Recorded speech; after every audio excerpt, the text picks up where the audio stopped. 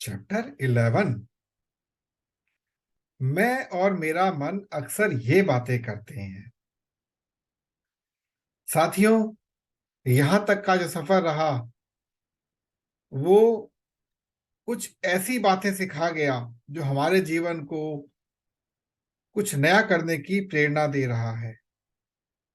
अब आइए देखते हैं यह चैप्टर हमसे क्या कहता है। नेटवर्क मार्केटिंग के अपने 25 साल के करियर के दौरान मैंने 30 लाख से ज्यादा लोगों को ट्रेनिंग दी है। अब ट्रेनिंग देनी होती थी तो ट्रैवलिंग भी करनी होती थी, और ट्रैवलिंग का मतलब वक्त बेवक्त आना जाना।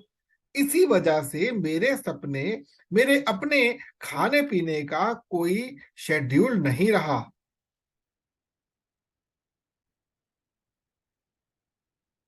मैं अपने सेमिनार के बाद क्या खाने वाला हूं, इसकी मुझे कोई खबर नहीं होती थी। हाँ, सेमिनार के दौरान पेट हल्का जरूर रखता था, क्योंकि मैं नहीं चाहता कि मुझे आलस आए और सुनने वाले लोग भी उबासियां लें। इस वजह से मेरे चाय के प्यालों की गिनती बढ़ने लगी, और जनाब, मेरे पेट में रह रहकर बंगाल की खाड़ी में उठने वाले तूफान के अंदेशे से होने वाले गड़बड़ गड़गड़ाहट जैसी कुछ आवाजें भी होने लगी। ज्यादा चाय पीने से गैस बनती है, और यही मेरे साथ भी हुआ। अब ये तो लाइफस्टाइल डिजीज है, और इसका कुछ खास इलाज नहीं। हालांकि डॉक्टर को दिखाया और उन्होंने कहा कि बहुत लंबे समय तक कुछ ना खाने की समस्या और बढ़ सकती है।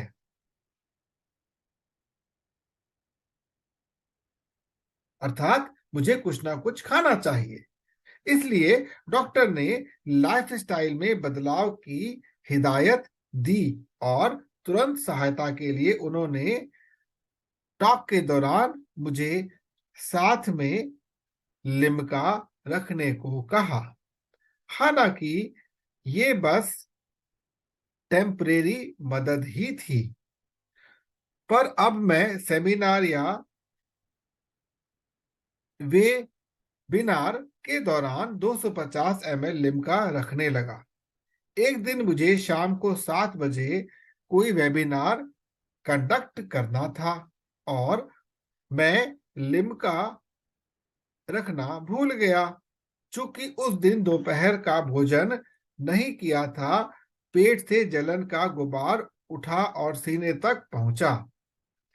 क्या गजब शायराना सा सफर है, सीने की जलन का। लेकिन उस दिन मैंने माशूका यानी लिम्का नहीं रखी। अब आधे घंटे वेबिनार के बाद ही जलन से मेरा हाल बना बुरा हाल। खैर, इसी बीच मेरे ऑफिस टीम से उमेश कुछ प्रिंट आउट लेने कमरे में आया। अब मैं वेबिनार के दौरान बोल तो नहीं सकता था। मैंने छोटे से कागज पर लिख दिया कि प्लीज एक लिम्का की बोतल ला कर दो। वो समझ गया और कुछ देर बाद लिम्का रख कर चला गया, और मैं अपने वेबिनार में व्यस्त रहा। बात आई गई हो गई। अगली बार फिर कुछ ऐसी ही स्थिति हुई, और उमेश मेरे मदद के लिए मौजूद था।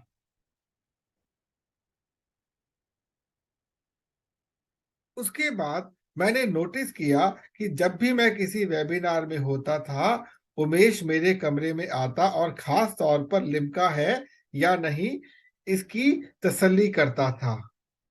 यूं लगता मानो उसने अपने दिमाग में ये काम फीड कर लिया हो।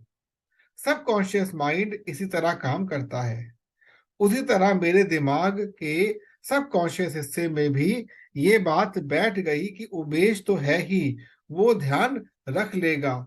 ये सबकॉन्शियस माइंड अच्छा बुरा गलत नेगेटिव पॉजिटिव नहीं देखता, बस अपनी टू डू लिस्ट में जोड़ लेता है। ऐसा भी कई बार होता है कि कॉन्शियस माइंड से होने वाले काम आखिर में सबकॉन्शियस से ही कंट्रोल होते हैं। कभी सोचा है कि एक खोपड़ी के अंदर कमाल का दिमाग है और उसकी वायरिंग कितनी जटिल है? आइए समझते हैं कि सबकॉन्शियस माइंड क्या है और कैसे काम करता है।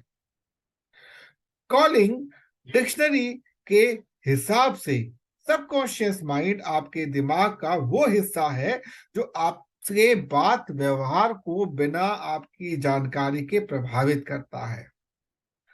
आपके सबकॉन्शियस दिमाग के पास एक ताकत है जिससे वो आपकी पैदाइश से लेकर आज तक की यादों को इकट्ठा तह लगाकर रखता है। जब तक भी उस याद की जरूरत होती है, दिमाग उसे यादों के गहरे समंदर में से डुबकी लगाकर निकाल लाता है और आप उसी के आधार पर अपने निर्णय लेते हैं। सबकॉन्शियस को बेहतर समझने के लिए आपको अपने ही दिमाग के सभी स्तरों को समझना होगा। कॉन्शियस वो गतिविधियां और विचार जो आप जागरूक होकर करते हैं, मतलब पूरे होशो आवास में करते हैं। जैसे आप अपने बेड के बगल में रखे गुलाब को उठाकर सूंघते हैं। सबकॉन्शियस ये वो ऑटोमेटेड मोड जैसा है जिसके बारे में सोचने की जरूरत नहीं पड़ती। जैसे सुबह जल्दी उठना, ब्रश करना, न्यूज़पेपर पढ़ना याद नहीं दिलाना होता, बस रूटीन का हिस्सा है। और अंत में अनकॉन्शियस भूतकाल की वो यादें जो आपके दिमाग में स्टोर हैं। इन्हें आसानी से याद तो नहीं रखा जा सकता, लेकिन फिर भी ये स्टोर है दिमाग में कहीं। जैसे आपने पहली बार क्या बोला, कब चले, ये सब आपकी माँ के दिमाग में स्टोर है पर आपके नहीं। आपने पहली कक्षा में कौन सी शरारत की, ये आपके दिमाग में स्टोर होगा। आप अपनी जिंदगी में बहुत से काम आप अपने सबकॉन्शियस माइंड के चलते ही करते हैं।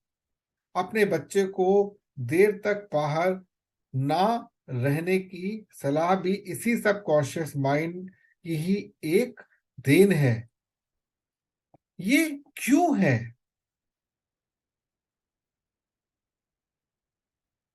क्योंकि कभी आपने कोई खबर सुनी होगी जहां देर रात किसी बच्चे के साथ शायद कोई हादसा हुआ होगा। आपके भीतर डर है। जितने भी दोस्त बन जाओ, बच्चे के उसकी सुरक्षा आपके दिमाग पर हावी होगी, होती होगी ही। मिडिल क्लास परिवारों में कोई भी बच्चा नॉन ट्रेडिशनल करियर लेने की सोचता है तो उसे यही कहा जाता है कि समय मत बर्बाद करो, 9 से 5 की कोई नौकरी करो और खुश रहो। ये सब ऐशन पैशन रोटी नहीं देते। ये क्या है? ये भी सबकॉन्शियस दिमाग की ही देन है। क्या आप जानते हैं कि कॉन्शियस माइंड से किया गया काम भी सबकॉन्शियस माइंड द्वारा ही कंट्रोल होता है? साइंटिस्ट का कहना है कि 95% जिंदगी हमारी सबकॉन्शियस माइंड ही कंट्रोल करता है। उठने बैठने काम के दौरान भी हमारा सबकॉन्शियस माइंड ही हम पर हावी होता है। अब जब कोई आपको ध्यान से कुछ करने को कहता है तो यह चाहता है कि आप कॉन्शियस माइंड से, यानी कि होशो हवास में काम करो। ये मुश्किल होता है, लेकिन अभ्यास के साथ आप इसको साध सकते हैं। आपने कभी अलादीन का चिराग देखा है? मेरा मतलब कि फिल्मों में अगर सच में आपके पास होता तो आप शायद ये ना पढ़ रहे होते।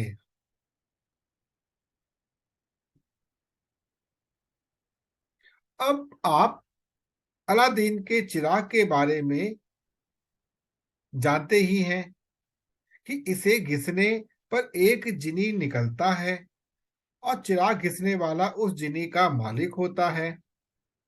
अब जो मालिक अच्छा या बुरा कैसा भी हो सकता है, जिनी को कोई फर्क नहीं पड़ता कि मालिक कौन है और उसका हुक्म कैसा है।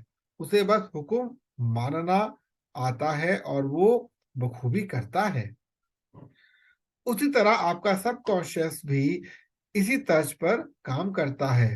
वो नहीं देखता कि उसका किया हुआ एक्शन सही है या गलत, या कि नेगेटिव विचार के साथ है या कंस्ट्रक्टिव विचार पर काम कर रहा है। आपके सब कॉन्शियस माइंड के पास कमाल की ताकत है, लेकिन वो कभी भी सवाल नहीं उठाता, ना ही कभी स्थिति का विश्लेषण करता है। बस वो काम करके आराम से बैठ जाता है। इसलिए सबकॉन्शियस माइंड को मैं बुद्धू दिमाग कहता हूं। आप इससे कुछ करवाना चाहें करवा सकते हैं, बिल्कुल जिनी की तरह। इसके लिए आपको अपने कॉन्शियस माइंड को इस तरह से प्रोग्राम करना होगा कि वह सबकॉन्शियस माइंड को सही संदेश भेजे। सबकॉन्शियस माइंड में जितनी सकारात्मकता जाएगी उतना ही वह नकारात्मक सोच से दूर रहेगा। जब आप खुद सकारात्मक रहेंगे तब आप अपने सपने की तरफ ऑटोमेटिक मोड में बढ़ते जाएंगे। आज के दौर में ऑटोमेटिक ट्रेंड में है, इसलिए आपको अपने दिमाग को भी इस तरह से साधना होगा कि वह ऑटोमेटिक तरीके से एक दिशा में चलता जाए।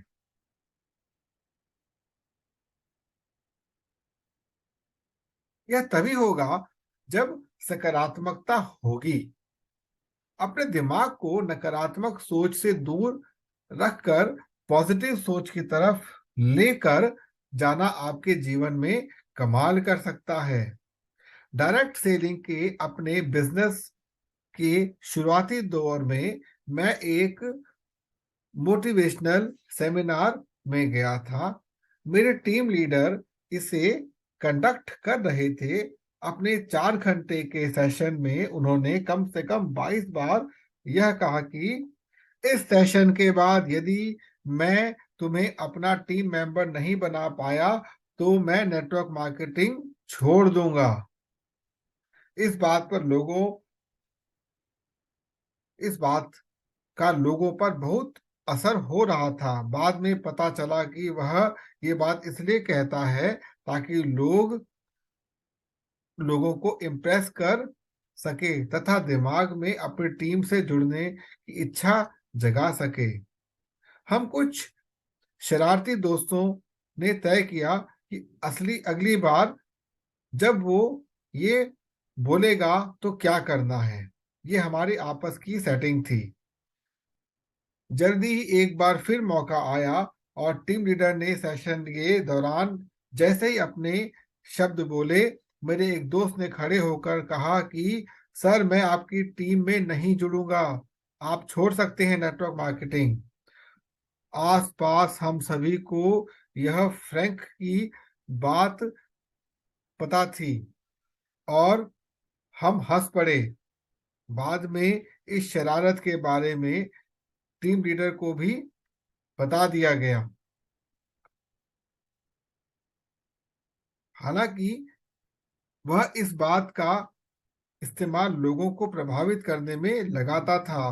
पर मेरा मानना है कि ये तरीका गलत था। एक मोटिवेशनल स्पीकर में आप एक नकारात्मक सोच ना सिर्फ अपने दिमाग में बल्कि वहां मौजूद सभी के दिमाग में डाल रहे हैं। यह लोगों को सकारात्मक तरीके से सोचने में मददगार नहीं होता। अगर आप किसी बात को बदल नहीं सकते तो स्थिति को सकारात्मकता की ओर तो लेकर जा सकते हैं। आप खुद क्यों नकारात्मक बोलेंगे? क्यों नहीं आप सभी नेगेटिव बातों को पॉजिटिव में बदलने की कोशिश कर सकते? कुछ छोड़ने के बजाय आप अपने दिमाग से कुछ क्यों नहीं कह सकते कि मैं इस बात पर टिका रहूंगा और इसे पूरा करके ही दम लूंगा। बहुत मेहनत लगेगी, लेकिन फिर भी मैं अमुक काम करने को तैयार हूं। मैं कुछ उदाहरण बताता हूं कि आप कैसे अपनी बात को बेहतर तरीके से पेश कर सकते हैं। पहला बिंदु, मेरा सपना किसी भी तरह से सच नहीं हो सकता। आप कह सकते हैं कि सपने की राह मुश्किल है, पर मैं इसे सच करने की कोशिश करूंगा। दूसरा बिंदु, मैं इस काम में किसी भी तरह बेहतर नहीं हो रहा। अब कैसे कहना है? आप कह सकते हैं कि मैं एक और बार कोशिश करने को तैयार हूं। अगला बिंदु, मुझसे कोई बात नहीं करता। आप कह सकते हैं कि दूसरे लोगों से बात कैसे शुरू की जाए, मैं यह सीखने की कोशिश करूंगा। यह सब बहुत कॉम्प्लिकेटेड है। आप कह सकते हैं कि मैं इसे पूरे तरीके से सोचकर समझने की कोशिश करता हूं। अगला बिंदु, मैं यह कभी नहीं मैंने यह कभी नहीं किया। आप कह सकते हैं कि यह मुझे कुछ नया सीखने का मौका दे रहा है। अगला बिंदु, मैं कुछ आलसी हूं, इसे नहीं कर पाऊंगा। आप कह सकते हैं कि मैं अपने आप को इसमें नहीं ढाल पाया, लेकिन कोशिश जरूर करूंगा। अगला बिंदु, मेरे पास अपने सपने को पूरा करने के लिए पैसे नहीं हैं। आप कह सकते हैं कि मैं अपने सपने तक पहुंचने के रास्ते को ढूंढ लूंगा। अगला बिंदु, मैं इस काम को बिल्कुल नहीं कर सकता। आप कह सकते हैं कि मैं इस समस्या का हल ढूंढने की कोशिश करता हूं। इस तरह से आप अपनी बातों की टेबल तैयार कर सकते हैं और उसके आगे सकारात्मक तरीके से उसी को बोलने के तरीके भी लिख सकते हैं। एक टिप देता हूं,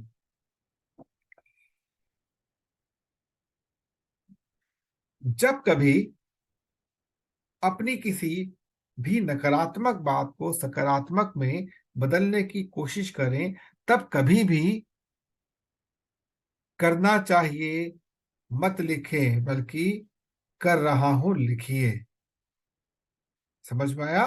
मैं दोबारा रिपीट करता हूं अपने बिंदु को।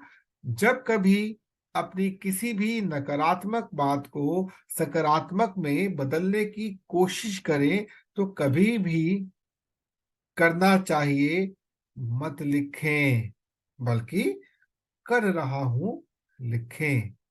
समझाता हूं कि दोनों कुछ एक जैसे ही हैं, लेकिन लिखे शब्दों का मोल हमारी सोच से अधिक है। शब्दों को अगर सही ढंग से उपयोग में ना लाया जाए तो उनका सही मतलब लोगों तक नहीं पहुंचता। लोगों को छोड़िए जनाब, आपके दिमाग तक भी सही मतलब नहीं पहुंचेगा। अर्थ का अनर्थ होते देर नहीं लगेगी। आपने देखा होगा कि हर धर्म में कुछ मंत्र, कुछ आदतें, कुछ वर्सेस की चेटिंग चैटिंग यानी कि जाप चैंटिंग यानी कि जाप होता है। ये जाप ऊर्जा का एक घेरा बना लेते हैं। ऐसा माना जाता है कि चारों युगों में से सबसे अग्रणी युग में हम रह रहे हैं, किंतु यहाँ भी जाप से मरा कहते हुए भी हम राम के नाम जप लेते हैं। ये ताकत है शब्दों के जाप की। अब जब राम जी का जिक्र आ ही गया है, तो एक नन्ही सी कहानी पढ़िए। लंका विजय से पहले जब समुद्र के समुद्र पर पुल लगा बनने लगा, राम तब प्रभु राम ने देखा कि पत्थर पर उनका नाम लिखा है और पत्थर आराम से समुद्र में तैर रहे हैं। श्री राम ने सोचा कि मेरा नाम लिखा है, तो मैं ही क्यों ना कुछ पत्थर समुद्र में डाल दूं, पुल बनाने में मदद मिलेगी। श्री राम ने कहा, हनुमान, जब आप कुछ लोग मेरा नाम लिखकर पत्थर को समुद्र में डाल रहे हैं, तो यह पत्थर तैर रहा है। पर जब मैंने पत्थर डाला तो यह डूब गया, ऐसा क्यों? यह सुनकर हनुमान जी मुस्कुराए और बोले, प्रभु, जिसको स्वयं श्री राम ने छोड़ दिया हो, भला उसको कौन तैरा सकता है? उसका डूबना तो निश्चित है, इसलिए आपके द्वारा डाला पत्थर डूब गया। लेकिन जो भी श्री राम नाम का पत्थर समुद्र में डालेगा, वह पत्थर डूबेगा नहीं, क्योंकि ये नाम एक अमर नाम है।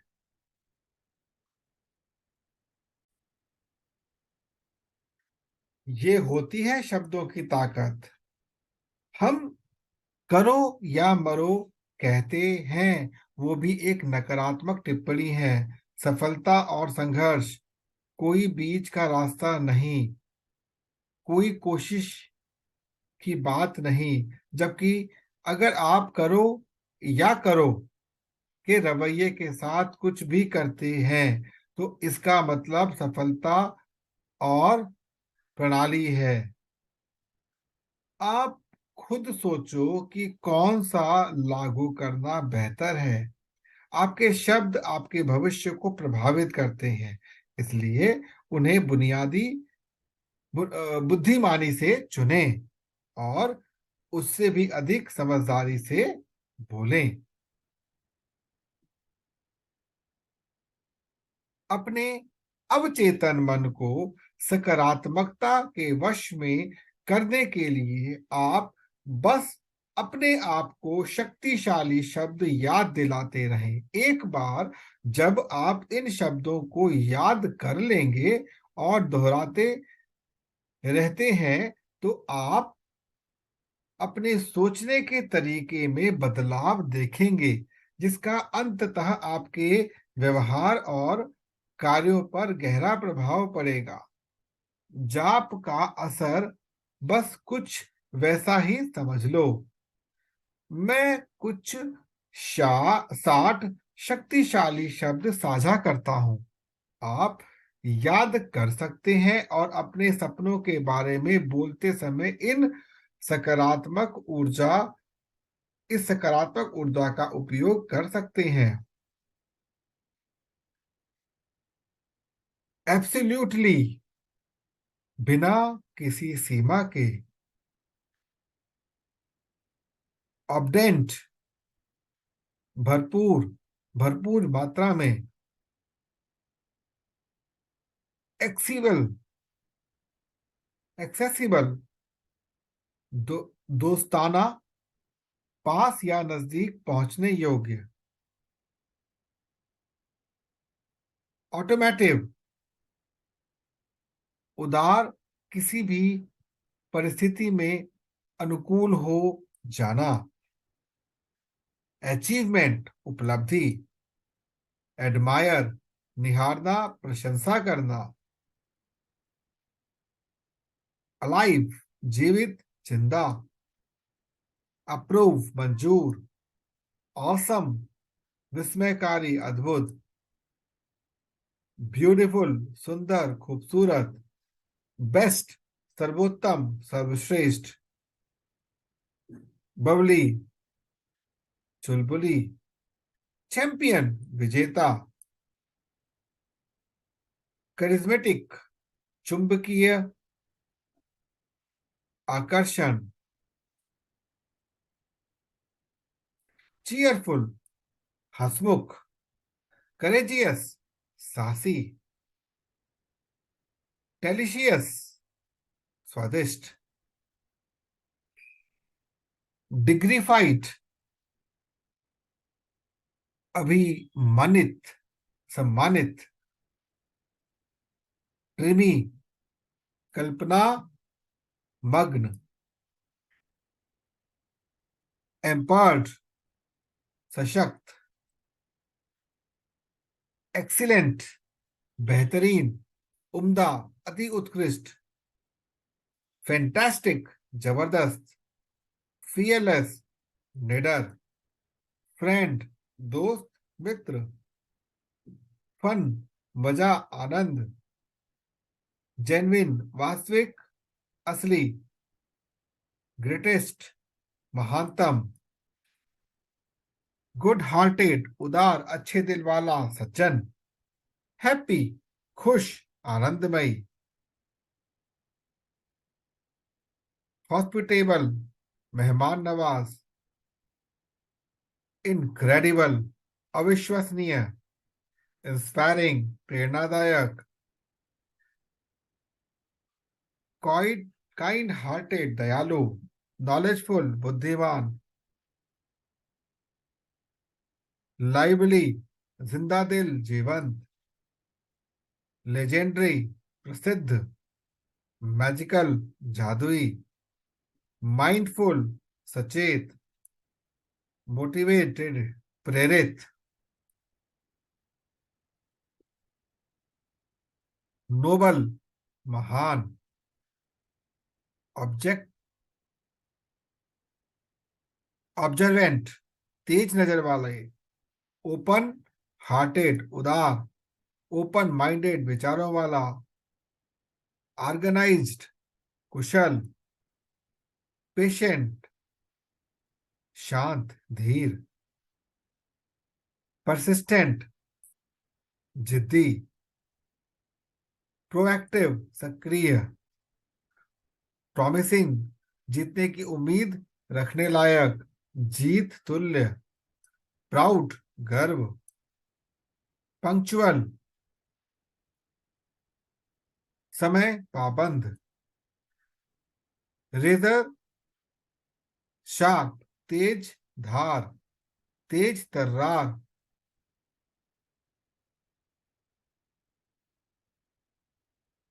रिलायबल, भरोसेमंद। रेस्प, रेस्पेक्टेबल, सम्मानित। सिंसियर, ईमानदार। थॉटफुल, विचारग्रस्त। अपबीट, उत्साहित। विजनरी, भविष्यात्मक सोच, आगे की सोचने वाला, दूरदर्शी। विक्टोरियस, विजयी। बेलरेड, उच्च शिक्षित। वाइज, बुद्धिमान। तो मित्रों, यह अध्याय भी समाप्त हुआ कुछ अलग ही ऊर्जा देता हुआ, जिसमें हमारे आराध्य भी हमारे साथ आए। मैं आशा करता हूं कि आपको बहुत आनंद आया होगा। शब्दों में कुछ कहीं ना कहीं मेरे भी कमी आ जाती है, क्योंकि शब्दों को बोलने और लिखने और समझने में कभी कभी अंतर हो सकता है, लेकिन आप ऐसी गलती नहीं अपने अंदर स्टोर कीजिएगा और लिंक पर क्लिक कीजिएगा जो डिस्क्रिप्शन पर दे रखा है, और आज इस पुस्तक को अपना बनाइएगा। वर्कशॉप चाहते हैं तो बहुत स्वागत है आपका। लिंक उसका भी साझा कर रहा हूं। और हाँ, मैं अपनी टीम के विषय में, हम पूरी जो टीम हमारी काम कर रही है इसके पीछे, उसका भी लिंक आपसे साझा करूंगा, ताकि आप जान सके कि हमारी टीम में कितने बड़े बड़े हीरे हैं। तो दोस्तों, नमस्कार। मिलते हैं अगले पड़ाव पर।